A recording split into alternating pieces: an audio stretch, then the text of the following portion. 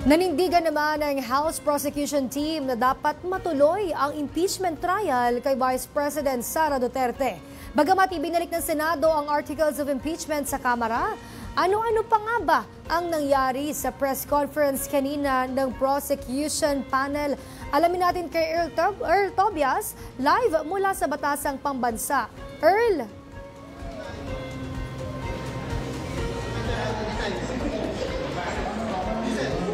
Princess, deferred nga muna o hindi daw muna aaksyonan ng House Impeachment Prosecution Panel. Yan nga ang ibinalik na Articles of Impeachment sa kanila ng Senado. Sabi rin ng panel, ngayong gabi nila balak mag-file ng motion for clarification para linawin kung ano bang klaseng sertifikasyon o paraan ng solusyon sa pag-remand ang nire-require ng Senado mula sa kanila. Princess, isa raw kasi sa malabong utos sa kanila ng Senate Impeachment Court ay itong sertifikasyon mula sa mga kongresista ng 20th Congress kung gusto pa nilang ituloy ang impeachment trial laban kay VP Sara. Giit ni House Impeachment Prosecutor Attorney Jinky Luistro, hindi raw kasi yan posible, ganung hindi pa naman nag-i-exist ang 20th Congress. Kaya't paninindigan din ng panel, tuloy na tuloy dapat ang paglilitis sa bise. At sa isang misa nga kanina, binasbasa ng Articles of Impeachment laban kay VP Sara Duterte na dapat sana ibabasahin din nila sa Senado ngayong araw.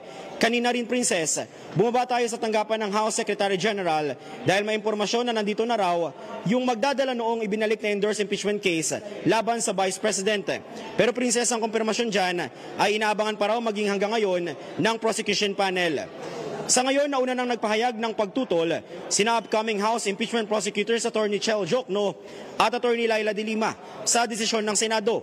Dahil kung konstitusyon daw ang masusunod, dapat matuloy ang pagbabasa ng prosecution panel ng mga kaso laban sa Vice Presidente sa Senado ngayong araw. Pero, Princess, ang malinaw ngayon dahil natanong na rin natin sa press conference ng prosecution panel kanina, hindi muna tuloy ang pagbabasa nila ng Articles of Impeachment laban nga kay Vice President Sara Duterte sa Senado. Hindi tulad ng naunang nakaschedule na pagbabasasala nila ng mga kaso laban sa Vice Presidente ngayong June 11 o ngayong huling araw ng Kongreso. Kaya na naman, Princess, patungkol dun sa usapin kung natanggap na ba ng Kamara itong ibinalik na Articles of Impeachment, nakausap natin si House Secretary General Reginald Velasco at kinumpirma niya na wala pa naman daw silang natatanggap na opisyal na kopya nitong ang niremand na impeachment case ni VP Sara Duterte. Mula dito sa Abalang, Kamara, balik muna sa inyo. Maraming salamat, Earl Tobias.